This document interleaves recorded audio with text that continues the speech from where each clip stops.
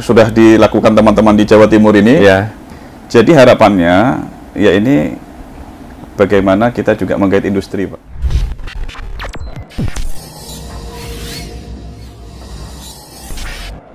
Halo sahabat sukses dimanapun kalian berada, kembali lagi sama aku Nesya bersama dengan orang-orang yang hebat sukses. Kita dapat berbincang-bincang, membagikan opini pertama-pertama, tapi jangan lupa buat di subscribe, di like, dan juga di komen di podcastnya PT Indo Bismar.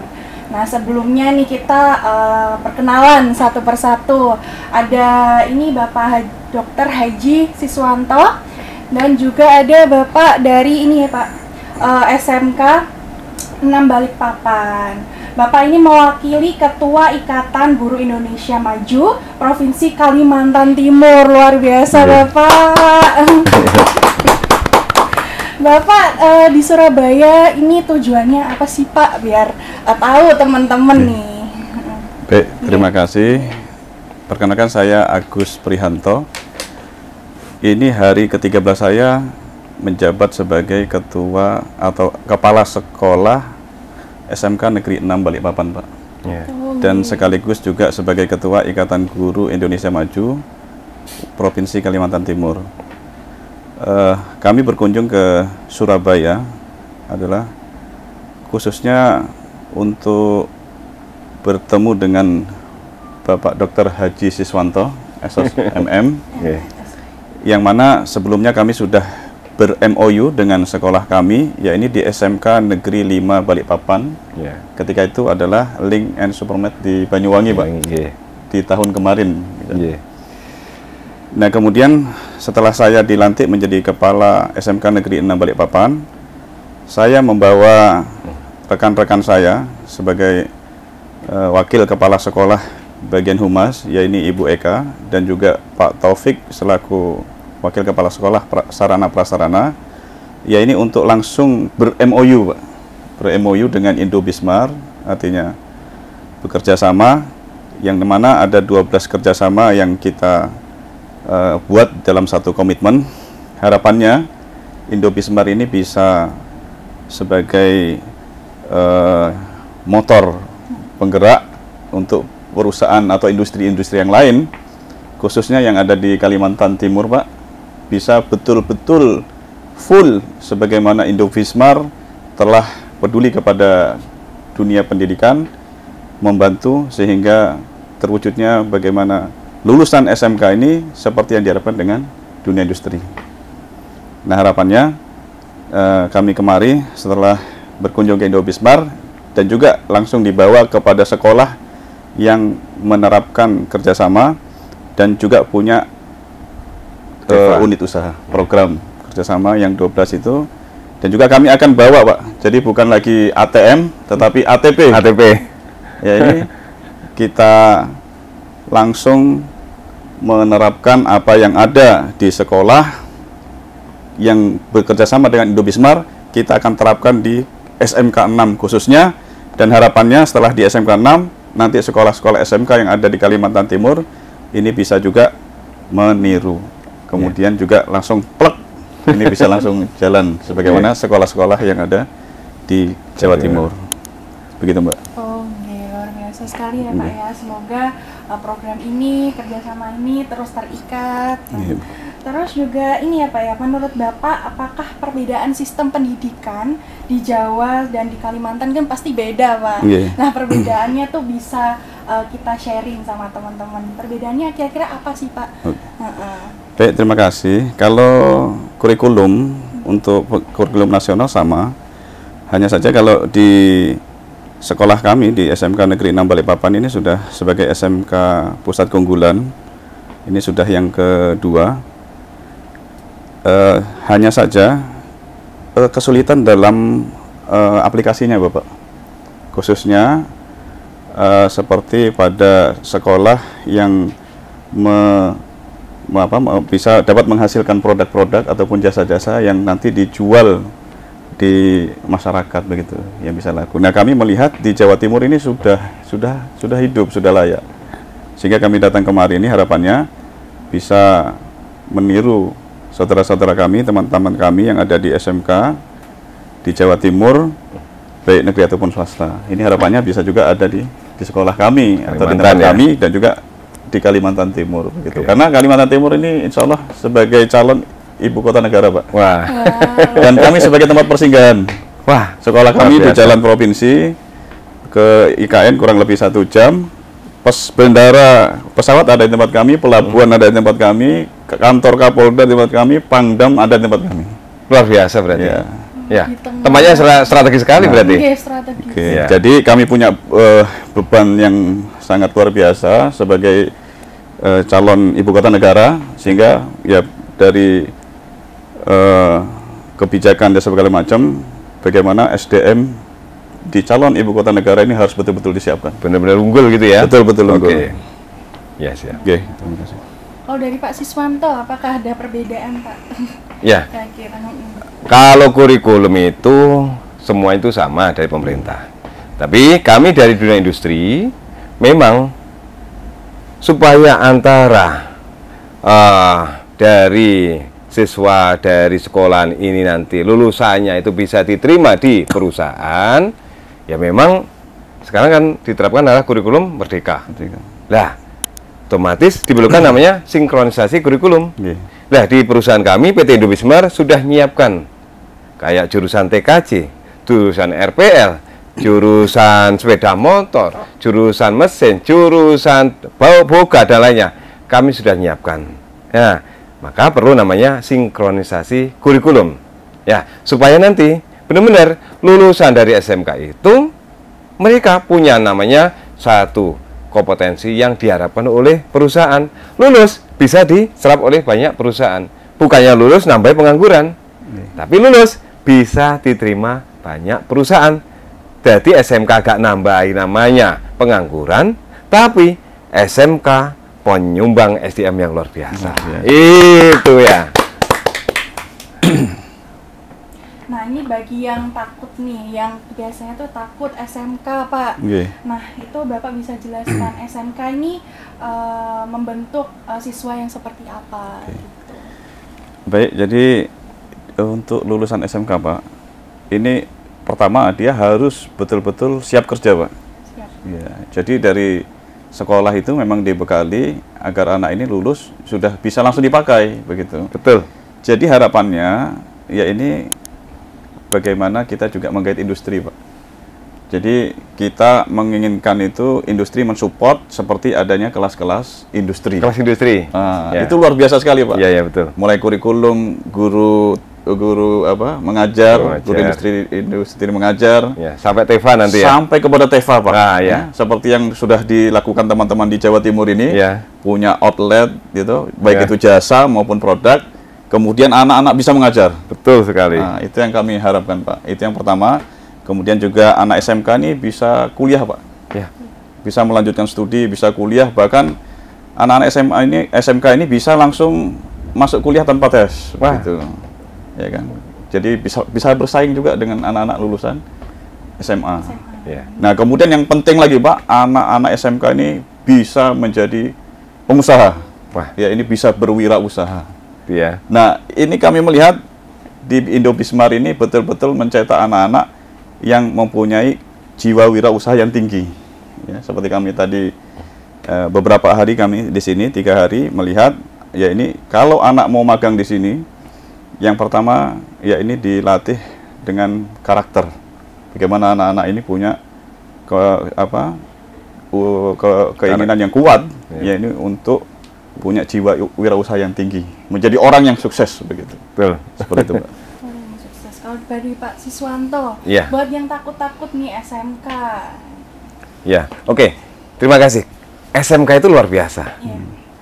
Lulusan SMK itu punya kesempatan untuk menjadi orang sukses. Sukses. Menjadi seorang bos, menjadi seorang juragan. Iya. Punya kesempatan banyak itu SMK. Karena apa? SMK itu beda dengan yang lainnya. Iya. Ya, SMK itu dibekali dengan satu, tentang kompetensi. Di samping karakter. Kayak kompetensi yang luar biasa. Sehingga mereka lulus bisa langsung bisa kerja. Nah ini hebatnya SMK itu. SMK punya karakter yang luar biasa. Anak-anaknya itu kalau gemblengan yang luar biasa. Mereka punya mental baja. Jadi kalau seandainya anak SMK mereka akan punya program namanya magang. Magang, gitu. Ya kan? Ada yang di tempat kami dari NTT. NTT perjalanan itu. Perjalanan itu kurang lebih berapa hari kemarin? 3 hari. 3 hari. Mereka perjalanan dari rumahnya, dari kampung halamannya, apa yang Surabaya 3 hari. Lewat laut. Ya Allah. Demi mereka apa? Magang di tempat kami, di perusahaan kami. Lah, di sini mereka kurang lebih 3 bulan. Lah, 3 bulan jauh dari orang tuanya dan lainnya. Sudah biasa. Ibaratkan kalau saya dulu dibuang ke hutan bisa hidup. Mereka selama 3 bulan mereka di sini jauh dari orang tua, bisa makan. Nah, ini ngelatih tentang kehidupan. Ya, orang hebat kalau mereka bisa ngurusi dirinya sendiri. Nah, itu kan. Jadi nggak tergantung pada orang lain. Termasuk anak SMK ini. Mereka dididik untuk magang supaya mereka bisa hidup dan nggak ngerepoti orang lain. Nah, ini jadi untuk SMK bahasanya itu SMK bisa. SMK punya kesempatan anak dirinya menjadi orang-orang sukses. Ya, itu ya. Biasa. Nah, bincang-bincang tentang luar biasa ya. Kalau misalnya masih ragu nih tentang SMK udah bisa dijelaskan dari orang-orang sukses dan hebat di samping saya. Tidak perlu khawatir gitu. Tidak Jadi perlu khawatir. masuk SMK bisa. SMK bisa. SMK luar biasa. Luar biasa. Luar biasa. Nah, bincang-bincang tentang program magang ya kalau misalnya di SMK. Nah, kalau misalnya SMK tuh kenapa pentingnya anak SMK tuh ada program magang sih, Pak? Gitu. Untuk Pak. Ya, karena magang itu wajib, Pak, untuk anak SMK. Jadi melatih anak SMK itu untuk berbudaya industri. Itu dengan magang begitu. Karena sekolah yang full atau lengkap dengan sarana prasarana pun dia mesti dia magang ke industri karena budayanya berbeda, Pak. Budaya industri dengan budaya di sekolah berbeda. Nah, itu yang kita juga usahakan bagaimana di sekolah ini sudah mulai kita terapkan bagaimana ada budaya industri, Mbak. Nah, kemudian juga kompetensi yang perlu dimiliki oleh siswa ini dengan magang, maka mereka akan lebih tajam, kemudian berkualitas dan yang jelas itu update begitu teknologi yang ada di industri. Nah, sekarang kurikulum untuk PK itu wajib magang selama 6 bulan. 6 bulan. Ya, ini. Begitu. Just itu. Untuk 6 bulan. Untuk Pak Siswanto, seberapa berpengaruhnya sih magang itu bagi siswa-siswa SMK? Pengaruhnya bagi kalau saya dulu kan dari SMK. Jadi bisa ngerasakan sendiri. Jadi manfaatnya yang luar biasa dari magang ini. Ya. Pengaruhnya sangat luar biasa nih. Karena apa? Dengan magang itu kita bisa banyak belajar dunia luar. Yang selama ini mohon maaf di sekolah mungkin teori, kalaupun praktek kan nggak sepenuhnya. Tapi di dunia industri mereka dengan sepenuh hati. Mereka diajari dengan karakter. Gimana sih budaya perusahaan? Tentang kedisiplinan, tentang etos kerja yang tinggi, tentang semangat yang nggak ada menyerahnya. Semangat dan semangat. Di samping itu juga dengan magang ini anak-anak punya pengalaman. Ternyata di perusahaan ini mereka kompetensinya diuji. Jadi gak cuma sekedar teori. Mereka misalkan bagian pemasaran, bagian TKJ tempat kami. Kalau sudah di sini selama 1 bulan, mereka selanjutnya diletakkan di lapangan. Diuji kesaktiannya. Dengan cara apa? Dodolan, jualan produk. Jadi kalau seandainya mereka membuat produk sudah biasa, tapi yang sukar itu adalah menjualnya. Gimana sih menjualnya? Harus pakai strategi. Strategi namanya strategi marketing gila. Lah, mereka harus penjualannya harus boom. Ya, nggak cuma nunggu bola menggelinding ke tempat kita, nunggu customer nggak bisa. Harus promosi. Sekarang promosi diajari di tempat kami di IG, promosi di TikTok, promosi di Tokopedia, diajari di sosmed lainnya. Di lainnya itu mereka harus gimana sih di lapangan melayani customer dengan sepenuh hati. Nah, ini ujiannya adalah anak SMK keuntungan banyak selama di magang. Jadi nggak cuma teori-teori atau praktek biasa, tapi mereka implementasi ilmu di lapangan supaya mereka lulus bisa langsung kerja, lulus setidaknya bisa buka perusahaan. Itu baru jos. Biasa. Nah, ini sudah ada motivasinya, SMK seperti apa, magang seperti apa. Nah, ini apa sih yang harus dilakukan generasi muda seperti Nesya ini nantinya setelah lulus SMK itu bisa mewujudkan mimpinya sebagai bos, wirausaha, atau mungkin jadi karyawan PT Indobismar. Ya. Gimana nih Pak? Monggo. Oke. Jadi untuk adik-adikku semua, anak SMK, ya, punya mindset bahasanya kalau orang lain bisa, kita pun bisa. Ya, apa bedanya? Mereka makan nasi, kita pun makan nasi. Ya, apa bedanya? Berarti kalau saya ada beda, memang ada kekurangan kita. Ini kekurangan yang harus kita cari, kita benahi. Nah, kasih solusi. Nah, di sini anak SMK itu percayalah punya kesempatan untuk menjadi orang sukses. Ya, lah. Gimana caranya? Memang anak SMK dalam pembelajaran harus benar sabar dan disiplin. Kalau singkatannya adalah sadis. Sabar dan disiplin. Karena orang sukses itu perlu namanya proses. Nggak bisa langsung tiba-tiba kaya, langsung tiba-tiba punya mobil Alphard, langsung punya villa. Nggak bisa. Harus ada namanya proses. Harus ada perjalanan. Di dalamnya itu harus benar sabar. Semangat. Jatuh bangun sudah biasa bagi pengusaha. Kalau saya jatuh bangun sudah biasa. Jatuh bangun sampai namanya jatuh bosan menghampiri saya itu. Nah, ini luar biasa. Sudah biasa. Berdarah-darah saya sudah biasa. Luar biasa. Ya, ditipu orang sudah biasa. Tapi harus punya namanya karakter yang bangkit dan bangkit. Ya, harus bangkit. Percaya bahasanya kalau kita bisa, insya Allah. Kalau orang lain bisa, kita pun bisa. Gitu ya. Terima kasih. Motonya bahasanya ini punya cita-cita setinggi langit. Kalaupun nanti kalian jatuh, kalian masih jatuh di antara bintang-bintang. Nah, itu luar biasa. Dan harus jadi orang bermanfaat, Pak ya. Harus bermanfaat. Kalau tidak bermanfaat tinggal di mana, Pak? Betul. Kalau bukan bermanfaat lebih baik ke hutan aja. Hutan aja. Menyendiri aja. Ya. Bapak mungkin ada sepatah dua kata memotivasi generasi muda, generasi Z ini tuh jadi pengusaha. Dari SMK mungkin yang kecil hatinya bisa nggak sih jadi bos? Oh iya, baik.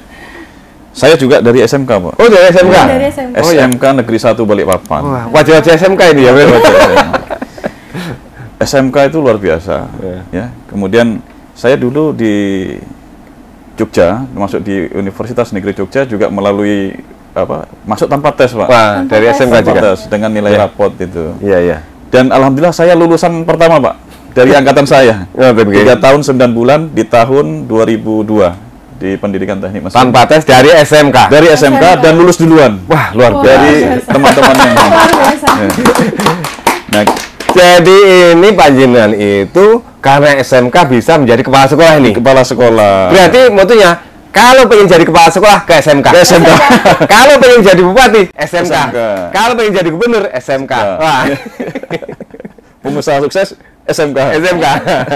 SMK luar biasa ya untuk anak-anakku yang generasi Z ini. Anak-anak SMK kalian itu calon-calon pemimpin gitu ya. Jadi pergunakan waktu kalian, kemudian kalian sungguh-sungguh belajar. Waktu itu adalah berharga sekali. Persiapkan diri kalian untuk menjadi orang yang bermanfaat untuk banyak orang. Ya, karena pemimpin yang sukses itu mencetak banyak pemimpin-pemimpin yang hebat. Begitu, Pak. Oke. Biasa. Terima kasih Bapak. Kita tuh sudah bertukar opini, motivasi bersama dengan orang spesial dan sukses sekali ini ya Pak ya. Mungkin untuk yang terakhir ada ini motivasi Pak, motivasi lagi buat anak-anak SMK atau mungkin yang SMP sekarang mau ke SMK gitu Pak. Ya, oke. Mungkin ini adalah motivasi untuk anak-anak SMP yang mau melanjutkan kemana nanti saya harus melanjutkan. Ya, jadi SMK itu pencetak orang-orang hebat. SMK lulusannya bisa setidaknya menyenangkan orang tua. Ya, lah karena apa? Lulus dari SMK, mereka bisa langsung bisa kerja. Lulus dari SMK, setidaknya mereka bisa membahagiakan orang tua, membahagiakan para guru-gurunya. Lulus SMK, mereka bisa kerja sambil kuliah. Nah, termasuk saya juga. SMK, saya kerja, baru kuliah. S1, S2, langsung ke doktoral. Karena saya ilmunya dari SMK. Jadi, SMK luar biasa. Nggak salah pilih kalau adik-adikku setelah SMP masuk ke SMK. SMK bisa, SMK hebat, SMK luar biasa. Matur nuwun Bapak, jauh-jauh dari Kalimantan ya, berbagi sama kita semua, berbagi hal-hal yang pastinya nggak bakal dipelajari di sekolah juga. Makasih semua. Makasih Sami-sami. Bapak, makasih Suwanto. Terima kasih.